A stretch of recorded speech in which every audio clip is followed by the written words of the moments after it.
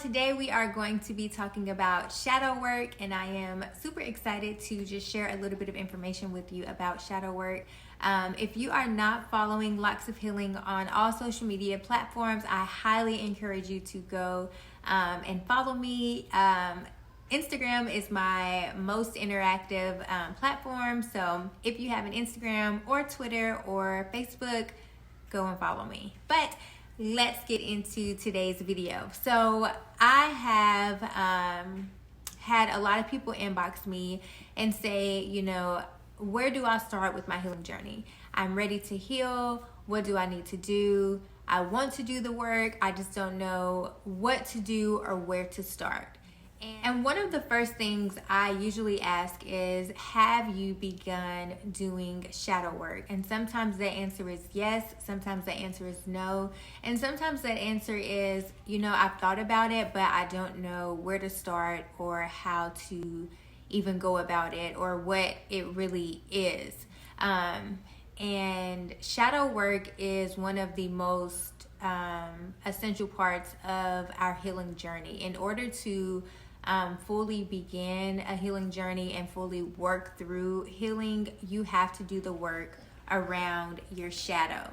And so your shadow is basically the emotions that you have pushed deep down within you. It's things that you're trying to hide, things that you're trying to ignore, things that you are trying to pretend do not exist when it comes to your identity. So shadow work pretty much sets the foundation for our healing. And a lot of times when I'm having conversations with people about shadow work, I tend to reference it as inner child healing, because shadow work and your inner child are really closely related to each other. A lot of times those emotions and those things that we are trying to keep hidden within us, they stem from something that happened in our childhood. So for example, if you were growing up and you were often told that you got in trouble a lot for talking too much, that will become something that triggers you into adulthood. So whether you were constantly getting in trouble for talking too much or you were teased for talking too much, you would start doing things to not talk so much. You would start paying attention to the things you were saying. You would try not to fall into that category of I'm talking too much. And that would become a part of your shadow into adulthood. So let's say you are in college and you are working on a presentation, or you're at work and you're about to do a presentation, and one of your coworkers or someone on your team is like, let's not talk too much during this presentation. And that can set something off in you. Like, it triggers you like no other. You get extremely upset, and it's not because they said, let's try not to talk too much. It's because a side of you is so invested emotionally into not being a chatterbox that it sets you off. You are trying so hard to present this image of yourself as not talkative because you were shamed for it growing up. So you don't want to present that same image to these people, and so it triggers you, it sets you off. And so now you're working through that. Now you're working through, when did these feelings start? When did I start having these negative feelings around talking too much? What happened that caused me to feel this way? Why am I carrying that with me? And then you start assessing, how has this affected my relationships with people? How has this affected me in the workplace? How has this affected me when it comes to certain situations, right? Because it does negatively affect you. When we're thinking about our shadow selves, we're thinking of this container that has all of our fears. It has all of our, things we desire. It has things that we want to pretend don't exist inside of it. It has, it basically contains all aspects of ourselves that we don't want others to see. Okay? So this shadow container holds aspects of ourselves that we don't want to present to other people. It's things that we're hiding from other people because of things that have happened in our past, specifically around our childhood. These are things that were looked at negatively, and so now we want to reject these things and we want to push them as far away from our identity as possible, okay?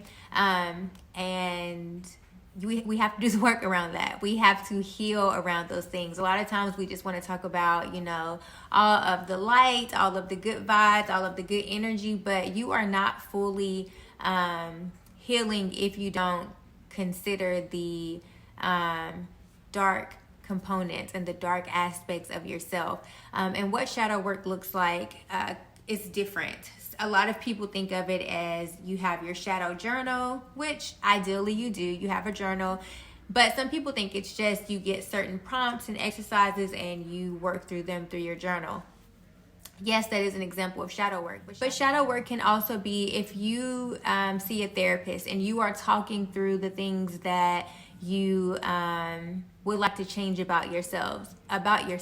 If you are talking through ways you want to better yourself and things you want to change about yourself, that is an example of shadow work, because you're working through those dark parts and you're trying to change them. If you find yourself in a conflict with someone and you are aware of what you're projecting on that person, that's an example of shadow work, because now you are aware of what you're saying, you are aware of how that person may feel based off of your actions, and so you are working on shifting those things. You know, maybe when I'm having a conversation with someone and I know when I use a certain tone, they are not receiving of the delivery, right? That's shadow work. So now you're working on your tone, you're working on your delivery so that it's more receptive and accepting. And the overall purpose of shadow work is to become more aware of your triggers. When you are triggered by things, you need to figure out, why is this triggering me?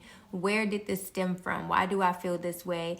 And that's causing you to become more self-aware. You're becoming more aware of your triggers. You're becoming more aware of where they stem from. You're becoming more aware of why you react to things a certain way. And the more self-awareness that you have when you're working through your shadow, the more self-accepting you will become, because the overall goal is to become more accepting of yourself and to show yourself more compassion, because you're hiding these things because you're embarrassed, because you are ashamed. And so as you begin to work through these things, you become more accepting of them, because essentially they're a part of who you are. And so you're integrating these things into your daily life, but you're shifting, you're transforming, you're healing. It's a part of the journey. So I just want to encourage you to do the work around your shadow. Take some time to really sit. Even when you sit and you meditate and you are